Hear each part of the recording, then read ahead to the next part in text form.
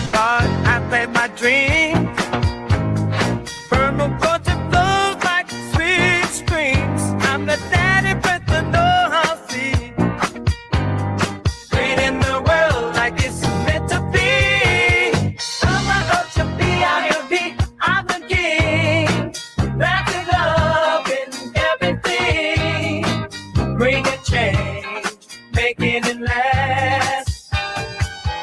Join the permaculture. Welcome to episode 423 of the Permaculture Pimpcast, where PIMP stands for Permaculture is my passion. The only Pimpcast on planet Earth where we discuss permaculture, preparedness, practical living, and sometimes prostitutes. Permaculture, P-I-M-P, with soulful rays in the VIP scans where we Oh yeah, good to be here with y'all. Episode 423. What do you know? Oh man, this is moving along. This episode, as always, brought to you by the Sovereign Health Summit. That's going to be on October 27th through the 31st. Over here in my neck of the woods in North Carolina, TPC, Tango Papa Charlie, will get you 5% off. We're going to have Barbara O'Neill in the house, along with a number of other folks that are going to show you how you can get well and sustain it without having to go to the pharmaceutical industry. So we're really looking forward to that. And by the way, for the people that don't want to travel, it's okay. We're going to have an online paid version as well. So you can see it whether you want to be there in person or whether you don't. Also, I need to go ahead and put up this interview that I did with Inessa from Nessa's Hemp. And that's going to be 10% off with promo code PERMA. Folks, remember, I don't bring anybody on this show talking about anything that I don't personally use, at least not most of the time. And when I do, I let you know. But I've been using that product for over a year and a half. Look, for all you hooter bandits out there, if you think this stuff is going to get you high, that's not how this stuff rolls. This is CBDA or alpha. And she explains all the virtues of it in the interview that I did with her. But it might have been sensitive content for YouTube, so I went ahead and we did it on Rumble, but I think I'm going to go ahead and edit that and make sure it gets out to the wider audience here. And then finally, My Chronic Silver. And I ain't talking about the Snoop Dogg album from the 90s, not the Chronic, but My Chronic Silver. And folks, I use that stuff just about every day, even use it on our animals when we have to. So you want to go over there and check out the virtues of that stuff because it does work. 10% off with promo code PERMA. And finally, now this is probably going to bust open all the floodgates right now, but everybody's been breaking my chops over not having bone sauce. Well, we got it now. It's back in stock. We just put 10 of each back on, and I'm guessing by the time we're done broadcasting today, they'll all be sold out. But who knows? I mean, I've been making this stuff like crazy since we now have the weather conditions to do so. Because when it was as dry as it was, and we haven't had rain in a while, I don't have the expert that we have today, Matthew Trum, to be able to tell me, oh, shoot, you got a fire, bro. Here's how you deal with it. So that's exactly what we're going to get into today. All right, y'all. I'm gonna set this up in a way that maybe a lot of you may not expect. And by the way, for everybody coming in the house, if you would hit that thumbs up, tell everybody we're live so they can go ahead and start suppressing us. You know, if you got any questions, please put them in big capital letters, because when I'm wearing these birth control glasses, folks, it's tough for me to see anything. So anyway, about the rice knives, I think we're going to have someone on there as well. Thank you, Nancy, for pointing that out. Now, folks, you might be thinking, well, I don't have to worry about fires. That's not something we have to worry about. Well, if anybody's been keeping up with the news as of late, what just happened in Nebraska, for crying out loud? In the prairie, they called it the mega fire, biggest fire of all time in Nebraska. What about the Eastern Carolinas? You know, not far from where I live. This time last year, I mean, I was going to another Barbara O'Neill event, and cinders on either side of me. And they were even talking about shutting down the event. That's how bad it was. How about the Florida Everglades? Not long ago, folks, I'm picking out fires that are historically not happening in the places where they normally do, or ones where they were woefully not, expecting them at all. What about the Olympic Peninsula? High humidity up there, but they've had fires.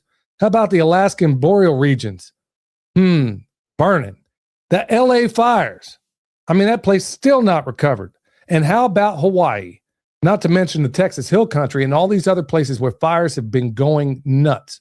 So, folks, if you've seen a pattern to the show as of late, you'll know that we are spending a lot of time on preparedness. And judging by some of the responses I'm getting, people are thankful because you're thinking, well, I never really thought about that. Folks, I live in a temperate rainforest here in Western North Carolina. And we've had fires like nobody's business, especially with all this Chinese silvergrass that they brought in from the government. Somebody lights a match and then bam, next thing you know, everything's Kentucky fried. So that's why we got Eric Sider, my man, Matthew Trum on here today. And we're going to be talking about all things. Well, we're going to be talking about a number of things, but right off the bat, look, ordinarily I would do some kind of intro for you guys, but I'm not going to do it a whole lot of justice right now. Eric, let's start with you. And for all the people, hey, folks, if you haven't seen him before, this is the guy that does all of our little, the highly popular segment on this show that everybody waits for, myself included. This is Eric. Eric, give everybody a little background on yourself. You're a superhero. You got an origin story, bro. Sure. So I've been involved in permaculture for almost 20 years now, working with Jeff Lawton pretty much from the get-go. And largely my experience has all been in aid work, worked in Jordan in the Middle East, a few different things around Hawaii, and then back to the South Pacific on Vanuatu, which if you don't know where that is, it's pretty close to Fiji. So I always like to talk about the difference between Jordan and Vanuatu. Like, you couldn't have two different climates, two different situations, but the fact that one in Jordan, you're just trying to get anything to grow you possibly can. And then in Vanuatu, I mean, you could spit a seed in the ground and have a food forest, but they traditionally don't know anything about design. They don't know how to create compost and fertility where they live. They would just, go hack a hole in the forest, plant their gardens, and then when they used up the fertility, they'd move along, but they couldn't keep doing that because the population was growing. So it's just a great example of that. The principles of permaculture pretty much work anywhere in the world. Oh, sorry, muted myself here. That's what I'm talking about, y'all. There he is, the permaculture pimp daddy himself, Eric. So, and he's been for those that don't know, he's been a massive inspiration, not only for me, but for my son and my wife as well. So, I mean, Eric is a friend that, he's one of those guys that when you have him on board, man, you don't want anybody else. I mean, he sets the bar too high for other people to ever cross into being your friend. And by the way, folks, he makes all those shirts, all those pimp daddy ballin' shirts that I wear. That's who you want to go get them, including some of the ones that are more, a little more controversial. The latest being the one I did in the streets of Asheville. We all niggas now. Yeah. So look around in this world, folks, and that's exactly what's going on. So if you want those shirts, including that one, feel free to go buy it. So, Matthew, let's get over to you, my man. You're the man of the hour, too sweet to be sour. So let's talk about your origin story, bro. What brought you to this space? Oh boy. Well, I just say that I read a little book called One Straw Revolution. I started off as kind of a prepper, in the mountains, burying some food, in the hills, if you will. More of a, thinking I can, cut my little corner out of the world and, rugged individualism, that kind of thing. And, that doesn't really work out in the end. If you find out, I was going down the path, of, well, okay, if I'm going to be more sustainable with food storage and this kind of stuff, that I need to grow my own food, obviously. And that's where it started. And very, just normal, like growing at first, always organic, just because I knew that was right. And I was doing research and found, this book, One Straw Revolution, actually recommended by a buddy. And that kind of opened my eyes up to looking at things a little differently. I basically, just kept going down the rabbit hole, found food forestry, started doing a little dabbling, and then found permaculture, found Jeff Lawton, actually was also my teacher as well. And right into that real like mainframe design perspective, which really didn't hit me right away. I was still in technique mode for a long time. And then, over time, finally, this, idea of design really started to show itself to me. And it just totally took over my mind, and infected me. And I couldn't see the world any differently, and so I found permaculture as my passion in life. And I've been doing it ever since about 2009. Started my own business about 2011. And then the official one that I've been running with this whole time, the brand Treetop Permaculture, that I started in 2014. And yeah, I started a food forest so I was in the mountains on 12 acres in the forest. And then I moved down to urban space and I started a 3rd-acre food forest in downtown. And so kind of both perspectives. I'm very glad I moved into downtown because, 2018 was the campfire that burned up the town of Paradise.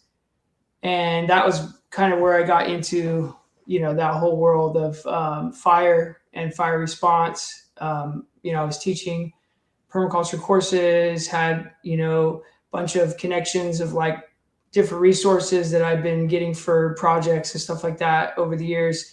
And just kind of kicked into action to help respond to the fires, and yeah, lend my advice, and then find out, they're inviting me up on stage with like the sheriff and the mayor and, all these like forestry service, all these big wigs, and I'm like one of 7 of these guys up on stage somehow.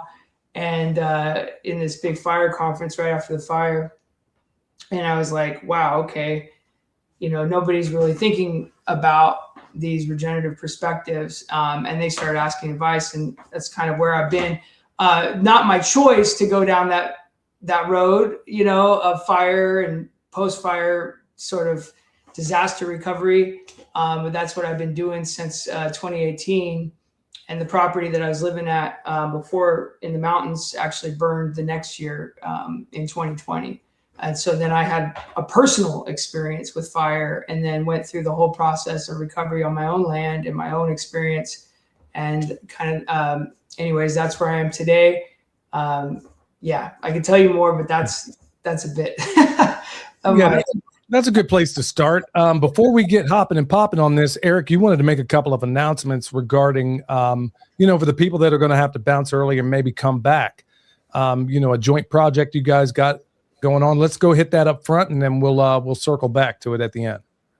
Well, we're kind of collaborating on a school food forest garden program. It's something Matthew has developed, and I'm pretty much just stealing his recipe and trying to get busy on that in Sacramento. But he's so he can definitely tell you a bit more about the impetus and what he noticed to actually make a more long-lasting school garden project, one that actually works. And essentially it's more of a living classroom. So I'll kick it over to him and get that going. So, this was like full circle here. So when I was doing my work in Oroville, when I moved down from the mountain, I actually had just met Toby Hemingway in Sacramento, like a few months before I got offered this gig at this school garden. And he just came out with his book, Permaculture Cities. And this was right before he passed. And we met, down there in Sac. And, I remember talking to him because I was living off grid at the time, about 30 minutes from town, same like what he was when he wrote Gaia's Garden, the book that most people, maybe their introduction to permaculture potentially, a lot of people, that was their first book. It was one of the first books that I read in the permaculture realm. And he had just moved to Seattle a few years before, and then wrote Permaculture City.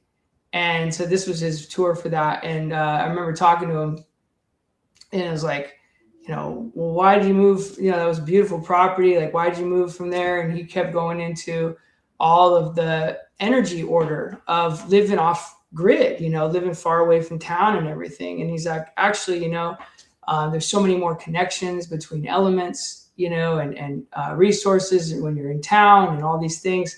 And, I was like being stubborn because I lived in the mountains and I loved it up there.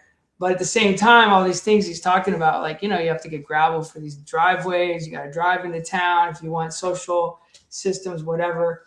And and so I basically pondered that. And then I was in town. I did this compost workshop at a school. And, we put it in a compost system there, a 3-bin system at the school. And they liked it so much, they had offered me to be, a teacher at the school. I was like, well, I've never taught kids or anything, this isn't anything I don't know if I feel comfortable with this.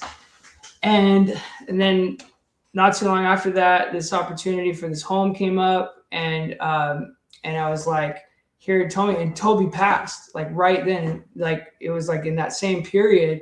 And it was just like this big, weird moment of like, maybe this is what I'm supposed to do, And so I moved into town and I started working at this school, and I realized that real quickly that, these school gardens are set up in a funny way, a lot of them, and I talked to other schools, and a lot of them had been abandoned and stuff.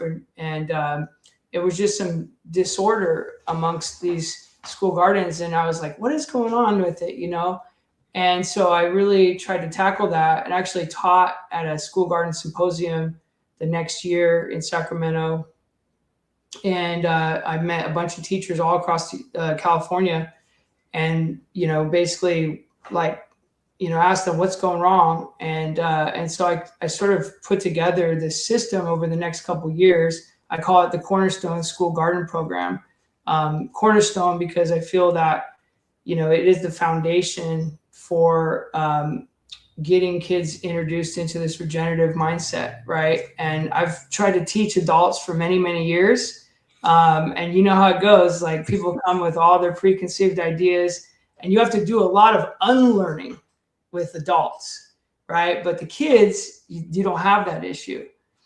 The problems with schools was that too many of them tried to focus on, production in the gardens, and other things that, like we think about in permaculture, like for instance, school, time, time and space order, right? So school is out for summer, right? And it starts in, say August or September, and then it goes till May. Well, most schools plan a summer garden. I'm in California, so we're Northern Hemisphere, Mediterranean environment. Most schools plan a summer garden, and then all the kids go away for the summer, right? And a lot of fruit trees are producing all summer long. And then they come back, and it's the hottest time of the year. And you're like, come on out to the garden. The kids are like, no, I don't want to do that. And so what I did, simple things like switching to a winter-centered garden, making the production as the secondary function to education and fun. So focusing on fun, focusing on the education factor and not so much production. So I shrank the annual garden, and I grew the perennial system. So I put in a food forest, and I put in a bunch of really easy herbs and things like that all over. And we just started planting all over the school. And we went from we had 5 fruit trees, or maybe 10 when I started. They were just sad little things, and we're up to about, I want to say 60 something fruit trees now at the school. We have a beautiful nursery now that we grow fruit trees and things like that. And experiential learning is the focus. So a lot of, focused on with the K through 5. So my program is K through 8, the original one that I had for 10 years. And the K through 5 is like total experiential, especially the littles, it's just get out there. And every day, we have a set plan, but if there's something that comes up, like say there's some lizards or there's some snails, like we had snails in our chard the other day. And so I was like, oh, look at all the snails. And, the little guys, they started picking the snails, like, oh, look at the baby snails. And next thing you know, they had like 10, 15 snails each in their hands. And they picked the snails out of the garden for me. And they loved doing it. And then we took them inside and brought them to the principal to show the principal and freak her out a little bit. But they were having so much fun. And most of these kids had never seen snails, never held snails. So they weeded the garden. They had a great experience, and they'll never forget it. Just as an example, and as we go up, through the grades, I slowly but surely introduce permaculture design to the students, starting with the ethics, the principles. Like we'll do a 1 principle a day thing in the elementary, and then all the basic stuff for gardening, how to plant, how to compost, soil, all that kind of stuff. So by the time they hit 6th grade, they know how to do everything. They understand permaculture design completely. They understand ecosystem function. They're dialed in way more than any adult that I deal with, that's in their 20s, 30s, 40s, and so it's quite amazing. And junior high, we go into a club. So it's called the Junior Garden Club, where they actually, get to make choices of what they do. And I start to introduce the idea of making money, right? So now we grow the plants and we sell plants in the nursery. We start to make products. We do spice blends. We do fruit leathers. We do other products. We sell those products. And they get to make those choices, and they start to understand wow, I can make some money doing this. And last year actually was the first year. That was my goal. We paid for all of our supplies for the program based on the sales in the Junior Garden Club. And it's pretty amazing. And so the only thing I've been wanting to do for a long time is start a high school program, because they were dropped off at 8th grade, and that was kind of sad. And so I've been contemplating this high school program for a long time, and finally formulated it. And with Eric's help, we're dropping this year. It's called the Regenerative Industry Pathway Program. RIP is the acronym. And what it is that now they go into a work experience meets a careers program, to where they've now gone through the junior high ideally, but they don't have to, but they basically can earn work experience credits. Because in California anyways, we have, and I think a lot of states have this thing called work experience education, where they, every 15 hours of work experience, they earn a credit for high school. And so I'm starting it off by having them come and work with me in the garden classes as aides and stuff like that. But they can work in the nursery. They can work as, doing irrigation, design, you name it. Of course, we got many other bigger plans, but that's a nutshell. So I took on my first students this year for the RIP program. It's awesome, seeing them, and the wheels turning and stuff. And it's my vision of how we create the next, workforce of permaculture practitioners and regenerative practitioners. Cool. Yeah. Get them when they're young. Yes. That's what I'm talking about. Eric, let me kick it on over to you for a minute. Let's talk wildfires.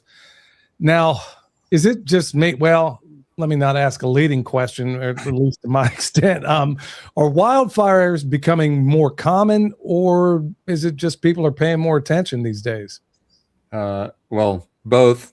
They're probably paying more attention because they're becoming more common. But Matthew can definitely speak more intelligently about why, wildfires are becoming more extreme and more common. But it's definitely there's a lot of fear around wildfires. So like anything, people go to the extremes, they kind of overcompensate and start doing things like they can't have any plants around your house. They're all going to burn. And it's really, from my perspective, it's all normal permaculture practices, water access structures. You start with water. You can get yourself out of a lot of fire danger just doing proper water harvesting. And I don't think there's a better climate to demonstrate the need for water harvesting than the Mediterranean climate here. But just one thing to piggyback on Matthew's high school program is, as a coincidence theorist myself, so my permaculture group in Sacramento, our first high school project happens to be at kind of an unusual high school. It's a small student body, but their focus is on work experience and internships. So that just happened to be the connection that I made. And so it just dovetails perfectly with what Matthew's setting up. And then, kind of coming at it from the other direction, starting with the high schools first instead of the K through 8. But yeah, I think with our collective knowledge and, obviously anything to do with a public school, there's always going to be bureaucracy and nonsense, and most of them have no money. So I think focusing on revenue generation from what you can do, and not like the whole idea of we're going to grow all the food for the high school, I think it's kind of a nonsense idea for the students and the teachers to be part of that. What I think would make a lot of sense is that's like a business for somebody, that there's all this land that the schools have that they don't do anything with. So that could easily be a market gardener that wants to create a farm on the school property to then sell whatever the arrangement to give good, healthy food to the school. But it doesn't have to be the school's responsibility to grow their own food, because, most of them are overworked and underpaid. No, I think that's a great point, and it also brings up something from my own experience. I remember, if people ever thought about how much land is owned by churches that they don't use for anything at all. There was one church that I was going to near Asheville. Well, I bet there was a good 15 acres that was right there. I mean, I can't even begin to tell you how much food you could have raised out of there. And cleaned up some of the woods that are down there just by running pigs or goats or something like that. And when I approached them about it, they're like, I'm like, nobody's doing anything with it. So it seems like we have a wasted opportunity all the way up and down. Swinging back to this fire risk, I think enough people, myself for a time included, don't really put a lot of thought into fire risk. So Matthew, I mean, where do most people go wrong when it comes to wildfire risk or fire of any sort? Yeah, I mean, it really starts with understanding how, these ecosystems function. Honestly, I mean, you could look at a surface level and you could put Band-Aids on and talk about hardware, hardscaping. I mean, it is true that, your house is the last line of defense, and there is a few simple things that anybody can do around their home to protect their house from wildfire, like making sure that there isn't anything that's dry and organic right next to the house if you're in a fire ecology. Things that can ladder to the home, wooden fences connected to the home. For instance, even just in a 10-foot section, if you replace that 10-foot section of wooden fence with metal, if you replace your wooden pergola, say with, steel or something, or you can even cover it. I love cob. I love natural building and stuff. So, covering with earth and plaster is another option if you can. The screens that go up to the vents, down to a 1/8 of an inch vents, on the attics and the basements, making sure that the gutters are cleaned out, things like that. But water, as Eric mentioned, being in relationship with water, having water systems readily available, having water storage. If you have land that has gravity fall, you want to have water storage high up in the landscape, because one of the first things that happens in a fire is that the power goes out. They'll cut the power because that can cause further problems when the fire goes through the power lines. So they cut the power off. Of course, you could have a backup generator. That's great. But even if that fails, you know how it happens. If you don't use it very often, sometimes there's going to be something that goes wrong. Foolproof is gravity, right? A tank with gravity going to sprinklers, going to fire hose, things like that. What we found is that one person that's a little bit knowledgeable left behind in these fires. I mean, of course, public service announcement, I'm not advocating that you stay behind, but actually if you are knowledgeable enough and you can stay behind, and you know what you're doing, you can put out spot fires with a fire or with a little hose. There was a guy in Concal, this one of the big fires that broke out here, and he literally saved his and his neighbor's house with a 12-pack of beer, because that's all he had. There was no water, and he was literally cracking beers and like pouring out little spot fires. And it's literally as simple as that sometimes, because the initial fire that comes through isn't actually what usually burns the house down. It's the embers that land and start little spot fires that actually cause the problem.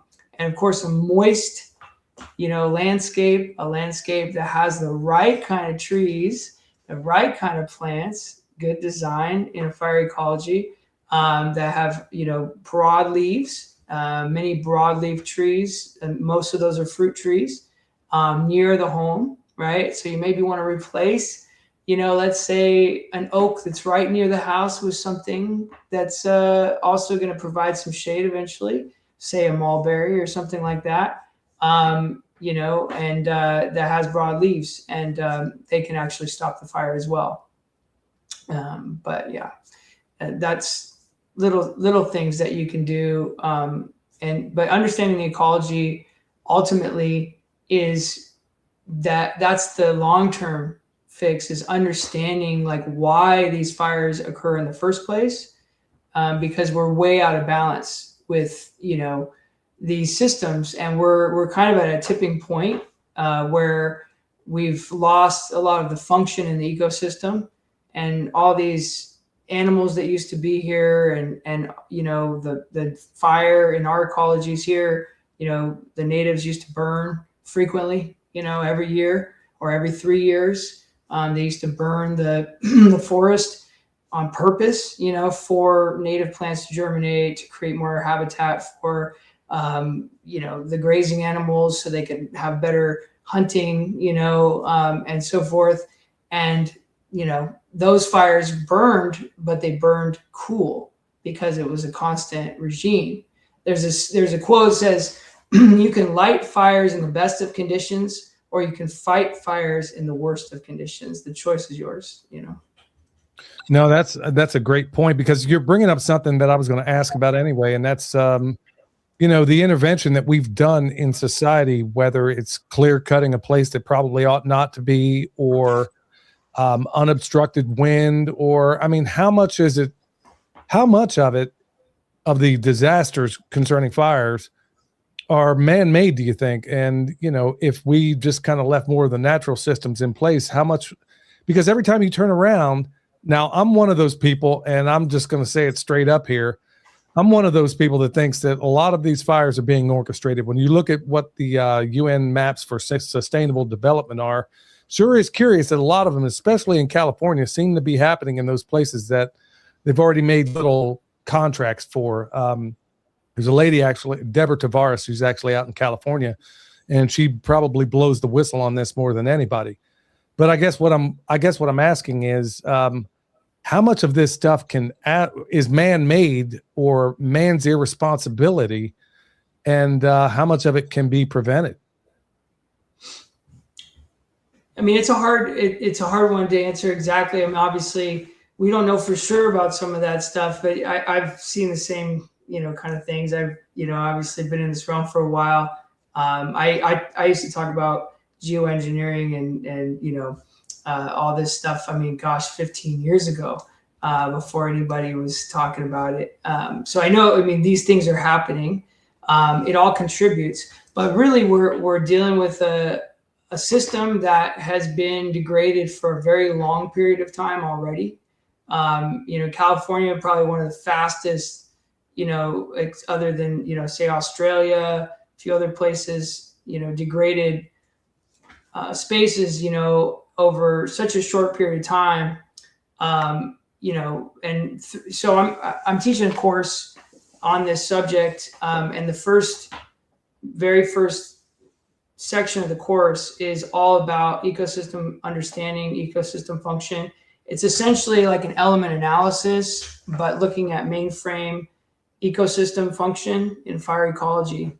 And this is a practice that I think anybody can do in any scenario, to look at how your system should be if it's in a healthy system and where it is now. And all you got to do is right where you're standing, right where you're sitting right now, is you got to just go and time scout back in time, and you think about what was there in a healthy ecosystem before it was colonized, degraded, whatever. What was that system like? What animals used to exist there? Here in the Sierra Nevada mountain range, we had massive old growth trees. We had, the golden grizzly bear, in the foothills in the valley, every 15 square miles, massive, bears. We had salmon going all the way up into the mountains. You drop in ocean nutrients, being carried out into the forest by bears and birds. We had so many birds here. Feather River is called the Feather River because there's always feathers going down every time you looked. Literally black out the sky, birds, tule grass, 6-7 feet tall, and full canopy of trees all the way to the coast. A much different environment, that we have today. And the natives were burning, in that system. And that's important to understand, is that, they were burning in a healthy ecosystem, and they were doing patches at a time, and the system recovered because there was a healthy ecosystem around it, right? So it recovered much quicker. The trace minerals from the bugs and the birds being spread around and everything, the forest health, right? It's so huge. And these old growth trees, imagine the function that they provided, the shade, the windbreak, the genetics, the strength of the genetics that they had, and so many other things. So, and now where are we at, right? We've logged all the old growth trees here. We hunted hunted, and most of those animals, a lot of those animals are extinct. Eric lives near a place called Elk Grove, in Sacramento. Nobody knows what an elk looks like in Sacramento. There's no elk around. We had millions and millions of grazing animals in the valley, like herds, like thousands and thousands in a herd going through this area. They were eating all that new growth vegetation, right? So when trees were cut or burned, all that new growth came up, and these animals came through and they mobbed it, because they were tight packed with predator pressures, just like we do in holistic grazing, right? We mimic that with electric fence. And so, that's why, and they dropped all that nutrient, right? It was like mob it down, drop the nutrient. System is going into succession. The cycles are moving forward. And so, now that's all gone. And so we try to do like maybe one or two things, like we focus on brush, right? And people think logging, grazing, and that kind of thing. And it's good. It's not a bad thing necessarily, there's good in all of that. But if we only log and we only graze and we don't think about the other elements that need to be there, then we're basically desertifying the situation. We're bringing in the dry continental winds, when we open up these spaces, and those continental winds are pooling in to the forest. And I'm working with Ben Mismer right now on, we're working on an animation over a 40-year period of the forest based on real data that we're getting, showing this what happened since 1984, ironic, till now. And it basically it was the over logging of the systems, massive clear cuts connecting together that drew the high desert wind from Nevada through these areas, and it totally corresponds with the drought, and then right after that, the mega fires, and you can see the same pattern in every single mega fire that I've looked at. And so, it's, I say that the ecosystem is a battery, and the life is the charge on the battery. In this case, we remove the battery, we drain the battery, and we also use the battery, the light, the battery, the charge, I should say, on the battery. And so we're kind of at that like 20%, your phone gets down to 20% and it starts to malfunction, and it's at the end there. That's kind of where we're at, metaphorically, with these forests and this wildfire situation. Eric, where you are, do you see any effort by the powers that shouldn't be, or the city officials, state, whatever? Do you see any effort at all, despite all the calamities that have recently happened right in California? I mean, if somebody's waiting on the government to step in and help out, I mean, do you have any realistic hope that that's going to happen, or is this something that you're going to have to work out for yourself? Yeah, I wouldn't put too much hope in the government getting their act together anytime soon. I think it's like anybody that comes to permaculture, you quickly realize we're the only game in town, and we're the only ones with reasonable solutions. So I think it's also, it's a good point to bring up, is that, there's kind of like the clear cut, side of the equation. Then there's the, humans are bad, don't touch anything side of the equation. And they both lead to problems. So Right. If you're not doing any management in the forest, you're letting all these sick and diseased trees grow up, which they die and they become kindling. Or if you're clear cutting, then you're opening up massive areas for basically changing the ecosystem, because the forest can't do its function anymore. So in classic permaculture style, we can actually combine the two and realize that we are part of nature. I think that's one of my big issues with a lot of the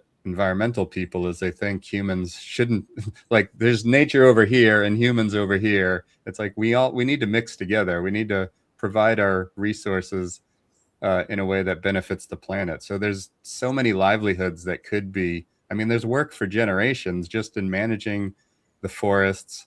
You could, just thinning it in a sensible way. You got firewood forever. You could graze animals through. You can make, how much amazing pork could we have being fed on acorns in all these oak forests? So I think there's just a sensible way that everybody can benefit. And unfortunately, our government's either too worried about lining their own pockets, or just too full of bureaucracy to get out of their own way. Hopefully, with the course Matthew's developed, and, we can get the ear of some forward-thinking people, we could actually, make some changes. But I would say don't hold hope for anybody coming to save you. But there's definitely a lot you can do yourself, with your own property. And the more of your neighbors you can get together in a whole mainframe water harvesting system, you guys could be the island, the oasis in a scarred landscape for sure. That's exactly what it's going to take. I've given up any hope at all. As I mentioned at the top of the broadcast here, this scourge, what they call the scourge of Western North Carolina, is this Chinese silvergrass. It's not native to here. Nothing will eat it. And it grows up long. And honestly, if you don't know anything about grazing, you will think, okay, and there's a lot of people that think this. They're like, oh, shoot, I can't do anything with this stuff. So they go out there and foolishly they burn it and then set a whole mountain on fire, because they have no idea that, oh, shoot, what does this stuff actually dislike? Okay, I know what I'll do. I'll go ahead and put a little more fungus out in that soil, and because it's a bacteria-loving thing, and with compaction and all the other things out there, you're just making a bacterial-rich environment that only makes the stuff come back more. You burn it, it comes back even more. instead of saying, what's the permaculture way? Maybe if I just add a higher fungal component out here to the compost extract that I'm putting out, it might just go away all by itself. So that brings me to, Matthew, that brings me to something that I think is really the nuts and bolts of what we're getting down to here, because so many people they're going to hear this. They're going to like, okay, yeah, we know there's a problem. We got fires, as I said, from the very beginning, popping up in places that nobody in living memory ever recalls hearing a fire at. So if you had to pick, I mean, are there 3 top things that somebody should do to harden their home right now? For, whether they're, like I said, Nebraska, whoever thought Nebraska would be up in flames? And here it is. But if you had to pick 3 things that people could do to harden their homes right now, what would they be? Yeah, well, I don't know Nebraska exactly, but I know Mediterranean systems better. We have speakers though from all over the world in the course that touch on different systems. One of the gals that's part of the course, Rebecca Ussolini, actually has been, in the Maui area since the fires, doing a lot of the work there. And she's a permaculturist that understands more of that tropical type system as well. But, I would say, like what I mentioned before, your infrastructure, it goes back to those really basic design principles, the water access structures situation, right? So when I work with clients a lot, with my landscape contracting business, like infrastructure, got to protect your infrastructure. Number one, what kind of roof do you have? Do you have exposed areas of your home? Can you install like a fire sprinkler on your roof? We came up with a design for, rain catchment system that collects the water and has a pump in the bottom that pumps up the water up to the sprinkler on the roof, and then it goes back into the tank, and then it keeps pumping and circulates that water. System like that, you can, if you had to evacuate your home, you can be assured that's going to run a lot longer. And obviously you can still be filling it, but even if it's not being filled, it's going to run quite a bit longer. Setting up, like if you will, a fire moat with not just, native or not native, but I mean, it can be native or non-native, but the right kind, like I mentioned, fire resistant plants and trees around your home. And you should have an exclusion zone, right near your home, that you're not growing anything woody. You're going to keep it nice and clean. As far as, you can have an annual garden there, but you're going to keep it clean. You're probably not going to use a traditional mulch. You probably want to use a living mulch. You're going to want to keep that, moist, which is again, back to like having good water resources on your land. Right. So always, it's what we do every day. And this is kind of like back to the school garden thing. It's like the school garden and then responding to a disaster are like to the opposite ends of the spectrum. Okay. So, we're teaching permaculture in the schools because what we do in permaculture every day is the same thing you need to do for wildfires. When we have to be on the opposite end of like responding to a disaster, responding to these mega fires, that's the end of the road. Like we don't want to have to be there, but we apply those same principles in response, in, immediate prep for, fires, etc. But we hope to be on the winning end, right, of it, and just applying those same design principles every day. And if you're in a fire ecology, yes, you want to have heavy water focus. Where does your fire come from? Where are the summer winds, the fire winds? You got to know your aspect, right? Know where that's coming from. Could you put a pond there? Could you send your gray water system in that direction, right? You want to really focus your moisture in those areas. And if you could release water into, let's say, tanks, or if you have a pond or something in that space, you're going to be much better off. Yeah. Eric, I'm going to go to that other side of my head where we're going to talk about the more conspiratorial side of this thing. Right now, with the testing that we've done, we know that we have aluminum, barium, strontium, and who even knows what else that's falling from the sky.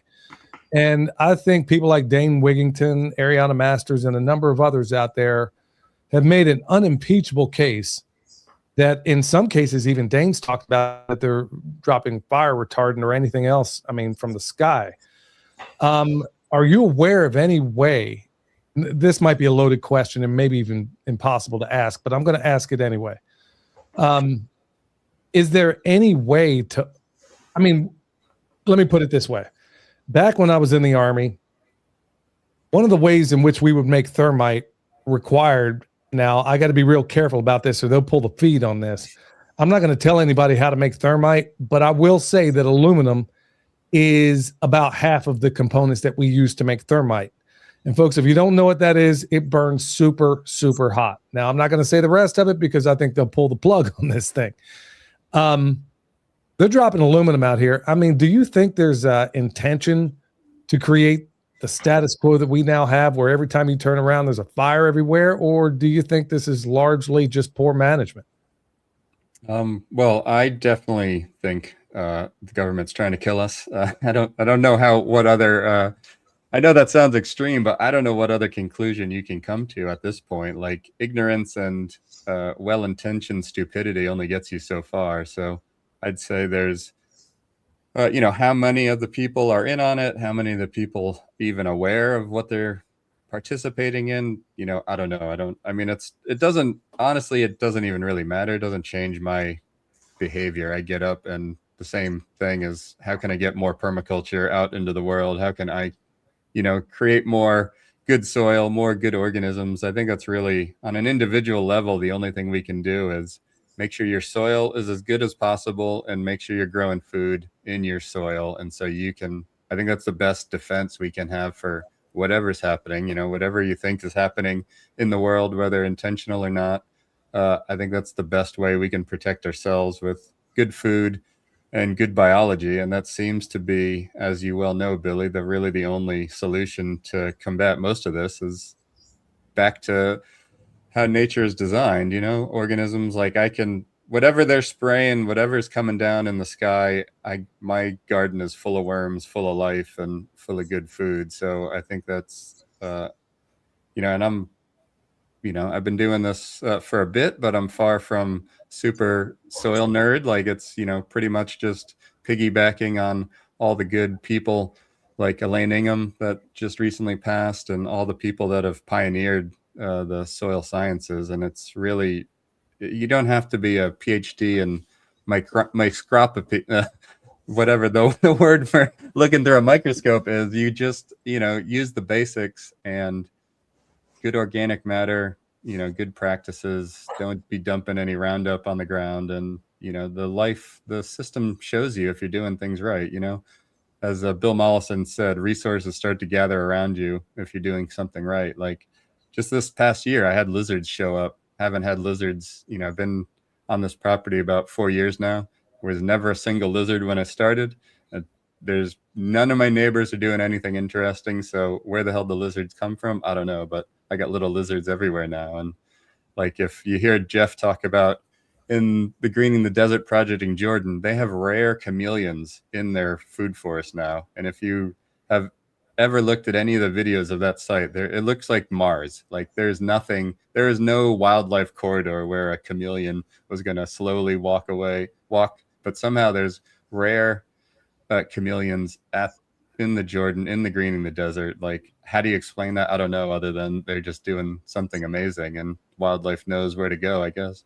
Man, I'm so glad you brought that up because, for the record, we do have an abundance of lizards and chameleons. They just happen to all be in Washington, D.C. right now and in our local and state governments. So notwithstanding those, I get the point. And you know what? And you're bringing up the answer that I was hoping you would, because really at the end of the day, what we're finding out and what we found out with the testing that we've done, even amid when they hit Western North Carolina last year with that hurricane, and everything was absolutely decimated in terms of, I mean, we had some toxicity that was off the charts.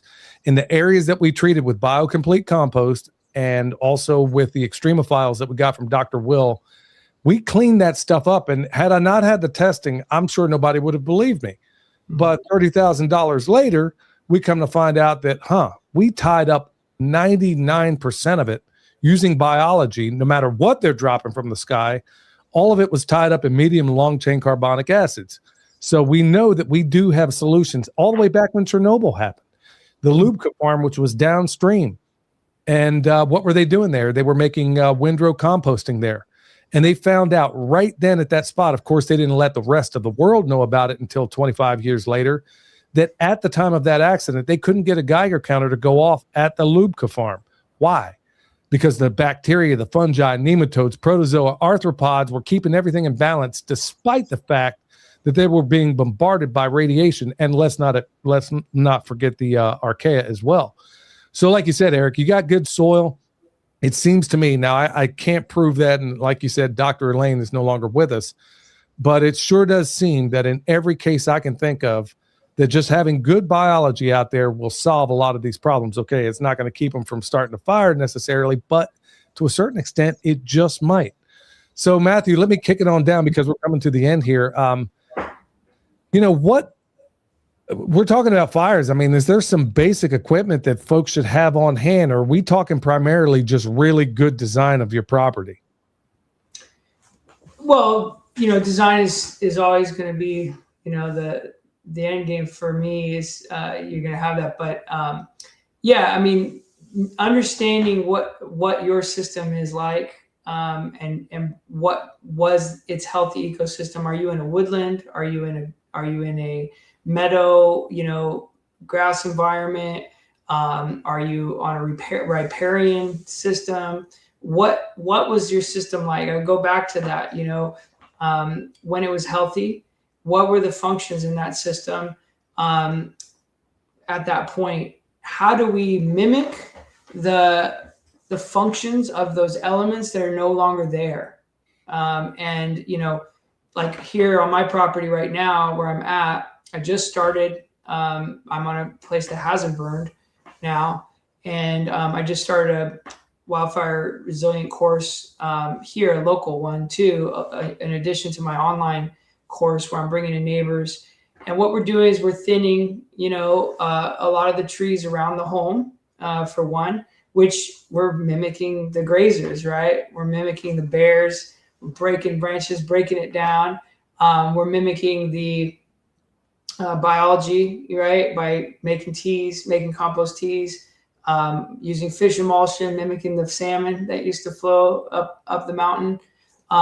We're also mimicking the fire. I don't know if you've ever heard of Dr. Lee Klinger, but incredible book that he wrote called Forged by Fire. I highly recommend anybody. And what he's developed is a system called fire mimicry. So, a lot of places you might not feel comfortable with burning, or can't do a broadcast burn because you're too close. You can mimic fire for the health of your trees and for the resilience of the trees by doing things like cleaning up the sides of the trees and then using a torch and actually like torching the tree on the outside. It actually kicks the tree into an immune system response, and it actually will push out bad fungi that's in the tree. It will just be adapted and better responsive to when a fire does come through as well. We're making biochar here. We're in the, Eric mentioned earlier, like one of the principles that people often miss in permaculture is that gain a yield for every action. This is such an important piece. We are part of the system, and everything in nature does this, right? Like every animal in nature is out there for themselves, but they're providing for themselves in a regenerative pattern. So everything, all their waste product is taken up by another element in the system, right?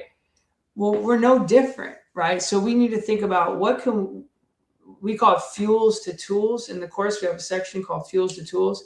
So we're saying, okay, as we're doing this work, because we can't just do this for free, and we can't depend on the government to be, spending billions of dollars throwing money at this problem, but it never, really solves it.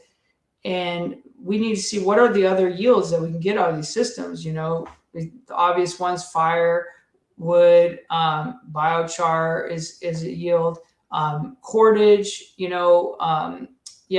basketry, craft wood. Like the East Coast is pretty good with the craft hardwood industry, but in the West Coast we don't have that. And I think we need to bring in those craft industries back into the forest to diversify, because all we have is timber, and we really don't need all that timber. We need main beams for homes, but we really don't, especially here in these fire ecologies. We don't need to be making our houses out of all this wood. We need main beams, and then we can use other materials. And hemp is one of the best ones. And hemp is a bioaccumulator, right? It accumulates heavy metals. And that, in conjunction with good biology, is something that we were actually recommending to the big agencies here for the bioremediation from the toxins from these fires, is how do we grow hemp in a lot of these areas downhill from where these fires occurred. No trees are going to be growing for a while, so it's got more sun. You can grow hemp for a while. You can make that hemp now into building material, hempcrete, whatever, put it with the toxins, in a stable situation inside these homes where it's not going to have a problem. It's not going to leach out into the environment. They're solving two problems at once, things like that. Man, that's what I'm talking about, man. Wow. These are the conversations I miss, y'all. I mean, they really are. When you're hearing legitimate solutions to, all the problems that seem to perplex us every single day. All right. Matthew, where does everybody, how do they get a hold of you, or how do they get a copy of this course? Because I imagine there's going to be a number of people that are thinking, never really considered fire before, but it's something I'm definitely considering these days. How do they acquire that? So I believe I shared the link with your wife. And so go and check out, that's the link to the website there. It's through the Ecosystem Restoration Communities. And we have a big group, and power-packed heavy hitters on this course. John Liu, Jeff Lawton is in the course, Brock Dolman. We've got Alan Booker. We've got Nick Rotundo, Paul Wheaton, Matt Powers, Miguel Elliott, Sir Kabbalat. We got Penny Livingston, who I worked with up with Dr. Elaine when I used to work for Elaine. Eric Olson's in the course. Casey and Keisha Ernst from Catalyst Bioamendments, and so many other experts. We got local native tribal members in the course. We've got folks that have been doing community response. So power packed. Go check it out. We've lowered the price to make it accessible for folks. It's only $4.95. We have 10% fire survivor discounts. We have group discounts. We have payment plans. Like, we made it really accessible. It's basically a 4-month course where we go through literally the holistic look at wildfire, from ecosystem understanding to design to creating a plan for your situation, holistic management essentially, and post-fire response, and then taking action and getting connected with people doing that kind of work all over the world. And as far as for me, I also sent you a link to my bio. It has everything in there, including information about our school garden program that me and Eric are working on out here. If you are interested in getting a consult to look at putting in one of these programs at your school, give us a shout. We'd love to, give you a design. We can do most of the stuff remote nowadays. We've got a lot of really good tools to do that nowadays. And I would love to share that system. It's working, and I've been doing it for 10 years now here. And I think that's the real solution. The dealing with the fire problems on that end, it's important, But to save the next generation and make sure we don't get into these problems, it's all about the school program. Man, I think that's a winner in a big way, and I can't agree more. Eric, where does everybody find you, my man? Well, if you want some t-shirts, some pimp gear, some remote permaculture consultation, you can go to ericsider.com. And then also, if you want to keep up with the school garden programs, I'll be updating the permaculturefaroaks.org website, and also link to some fundraisers. We just got a huge, over 300 fruit trees donated between Matthew and I, and we've been spending like the past week dealing with bare root fruit trees that are way too big. So they've been potting up and making potting mix and putting them in pots, and they're way too hot to be doing it right now. So it's been kind of crazy, but they say free ain't free, but it's easily $3,000 to $5,000 worth of trees we got to propagate more school gardens. So it's pretty awesome. Yeah, if you're in the Sacramento area, we did this to literally seed school gardens. So reach out to us, because we'd love to gift your school some fruit trees, and then get our foot in the door there, maybe to get a program in. Yeah. Maybe not the ideal time of year to be able to to do this, but hey, like you said, free is free, man. I'll take it any way I can get it. Well, hey, y'all, thank you so much for checking us out. I want to thank my guests, Matthew and Eric, for checking us out. Till next time, y'all, stay alert, stay alive. Wisdom from soul and permaculture dream. Let the ideas unfold. I'm moving with the truth. Feeling nature's good. Who's got the answers? All we need to do. Listen to the earth, they got us. Change, watch the world spin. From the smallest sprout to harmony begin. In the cycle of life, where the magic's alive. Tune it to the beat, feel the vibe and thrive. Cultivating truth.